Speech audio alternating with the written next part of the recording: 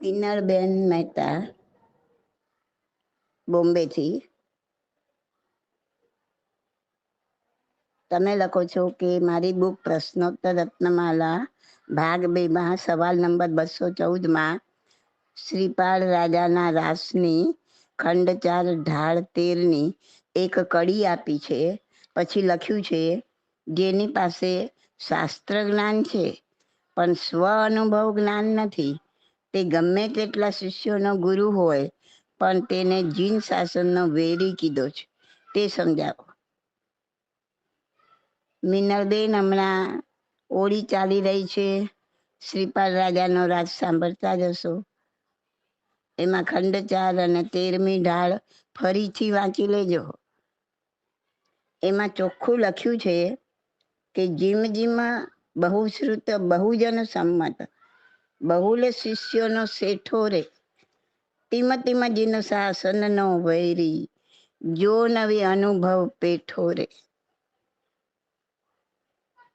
એટલે કહે છે કે કોઈ આચાર્ય મહારાજ, સાધુ મહારાજ, ઉપાધ્યાય મહારાજ, કોઈ પણ 500 કે એથી અધિક શિષ્યોનો ગુરુ હોય ને, તો પણ જો તેને અનુભવ જ્ઞાન મેળવ્યું નથી, આત્મ અનુભવ જ્ઞાન, અનુભવ જ્ઞાન એટલે સમ્યક દર્શન, એ મેળવ્યું નથી, તો તે જીન શાસનનો વેરી છે. આ 2 લાઈન આપણને ઘણું બધું કહી જાય છે, ઘણું બધું સમજાવી જાય છે. આત્માનું અનુભવ જ્ઞાન એટલે આત્મા કેવો છે, એનો અતિન્દ્રિય આનંદ કેવો છે, એની એક ઝલક, અંશ માત્ર ઝલક જેને મળી જાય, એનું જ નામ છે સમ્યક દર્શન. એ જ આત્મ અનુભવ. આગળ કે છે કે ભલે ચારિત્ર લીધું, પણ ચારિત્ર લઈને પહેલું જ મુખ્ય કામ જ સમ્યક દર્શન મેળવવાનું કરવાનું છે, બાકી બધા ગૌણ કાર્ય છે. તો કહે છે કે ભલે ગમે એટલું શ્રુત જ્ઞાન એટલે કે શાસ્ત્ર જ્ઞાન મેળવી લીધું હોય, પણ જો અનુભવ જ્ઞાન નથી મેળવ્યું, તો જેમ જેમ બહુલ શિષ્યોનો ગુરુ બનતો જાય, શેઠ બનતો જાય, બનતા જાય, તેમ તેમ જીન શાસનના વૈરી બનતા જાય છે. કેવું છે આ સમ્યક દર્શન, આ અનુભવ જ્ઞાન? એક ઉદાહરણથી સમજાવો. એક સોનાની બંગડી છે, તેના પર ખૂબ જ કાટ લાગી ગયો છે, થરના થર જમા થઈ ગયા છે. ખબર નથી પડતી કે આ બંગડી સોનાની છે કે પિત્તળની. તમે સોની પાસે બંગડી લઈને જાઓ, સોની ફક્ત એક જ જગ્યાએ એક જ ઘસરકો જોરદાર મારશે અને એક જ પોઈન્ટ પરથી, મૂળથી એ કાટ નીકળશે અને ખબર પડી જશે કે અરે આ તો સોનાની બંગડી છે.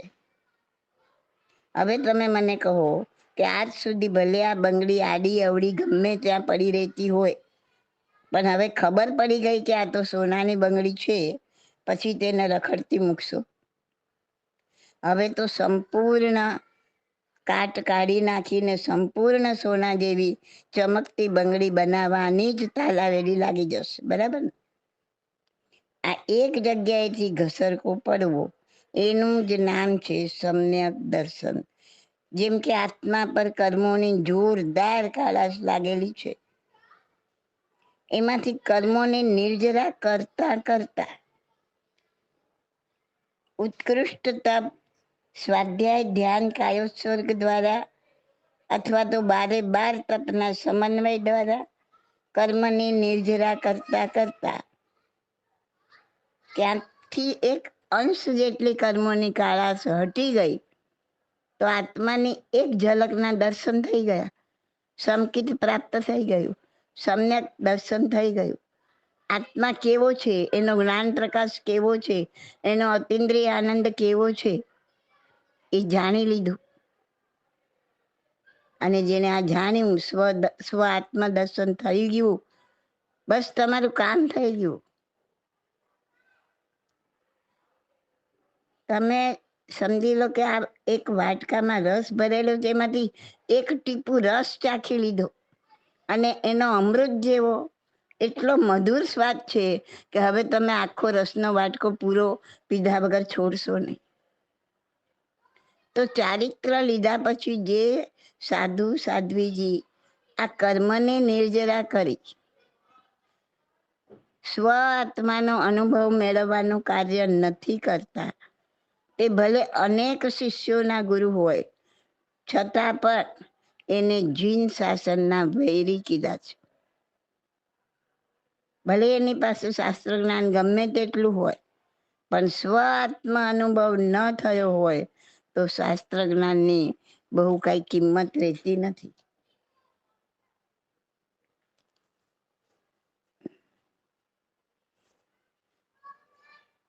આનું આ શબ્દોનું ખૂબ ખૂબ મહત્વ સમજીએ ને સ્વાધ્યાય તપ માટે માનસિક તૈયારી કરીએ, કેમ કે સ્વાધ્યાય અને ધ્યાન તપમાં ઉતર્યા સિવાય અનુભવ જ્ઞાન મળી શકે નહીં. જો આ જ વાત વૈરાગ્ય કલ્પલતા સ્તબક 1 શ્લોક 19 કહી છે. જો બંનેની સરખામણી કરો, આ જે વાત આમાં આવી શ્રીપાદાના રાસમાં એ જ વાત આમાં પણ કીધી છે. યથા યથા શિષ્ય ગણય સમેતો બહુશ્રુત સ્યાદ બહુ સંમત સમાધિ માર્ગ પ્રતિકૂળ વૃત્તિ તથા તથા શાસન શત્રુ રેવ, એને પણ શાસનનો શત્રુ જ કીધો. જો જેનાથી અનુભવ જ્ઞાન પ્રાપ્ત કરવાનું છે, જેનાથી કર્મની નિર્જરા કરવાની છે, એ સ્વાધ્યાય અને ધ્યાન તપમાં ઉતરતા પહેલા એ પણ જાણી લો કે શું છે સમ્યક જ્ઞાન, સમ્યક દર્શન, સમ્યક ચારિત્ર.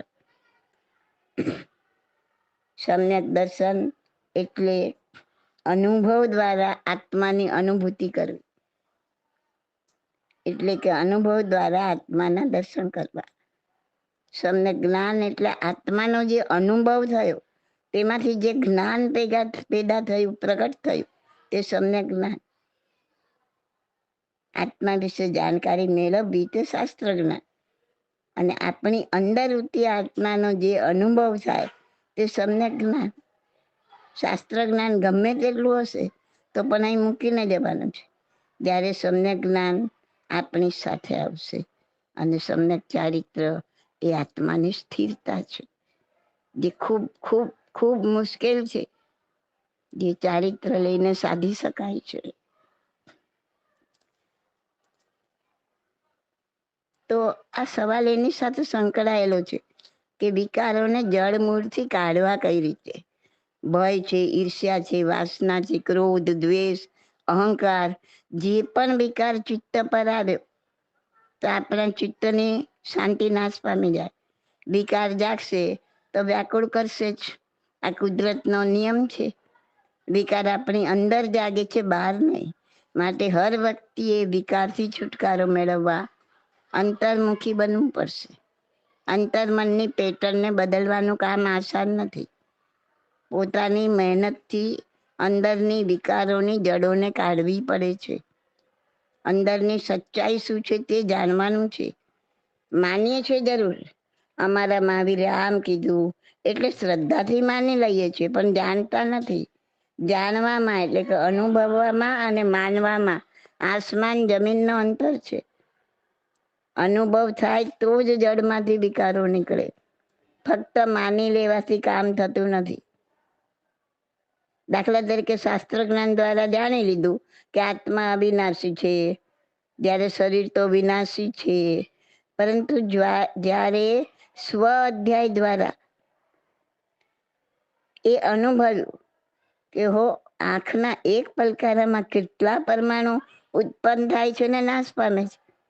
અરે જે શરીર ઠોસ દેખાય છે તે સ્વ અધ્યયન કરતા કરતા સ્વ અનુભવમાં તો માત્ર તરંગો જ તરંગો છે. આ અનુભવમાંથી જે જ્ઞાન પ્રાપ્ત થયું તે છે સમ્યક જ્ઞાન. શાસ્ત્રમાં જ્યાં જ્યાં જ્ઞાનની વાત આવે છે એ શાસ્ત્ર જ્ઞાન નહીં, સમ્યક જ્ઞાનની વાત છે. સ્વ અનુભવમાંથી પ્રગટ થયેલા જ્ઞાનની વાત છે, જેને સ્વ અનુભવથી પોતાના એક એક પરમાણુને ઉત્પન્ન થતા ને નાશ પામતા અનુભવ્યા છે. તેને હવે કુદરતી રીતે જ સ્વ શરીર પરનો રાગ મોહ ઓછો થઈ જશે. હવે એને કોઈએ કહેવું નહીં પડે કે આ શરીર વિનાશી છે, તેનો મોહ છોડી દે. કોઈ કેટલી પણ વાર આપણને કહેશે તો પણ શરીર પરનો રાગ કે મોહ છૂટતો નથી. પરંતુ સ્વ અધ્યાયમાં ઉતરી, આપણી અંદર ઉતરી જાત અનુભવ થશે તો પોતે જ જોશે કે અરે આવા ક્ષણભંગુર શરીર પર શું રાગ કરું, શું મોહ કરું.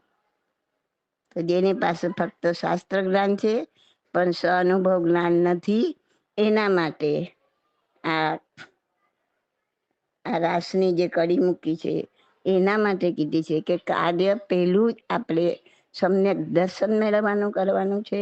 આપણા આત્મા પરના લાગેલા કર્મોને નિર્જરવાનું કામ કરવાનું છે. નિર્જરવા માટે નવા નથી નાખવાના, નવા આવે નહીં.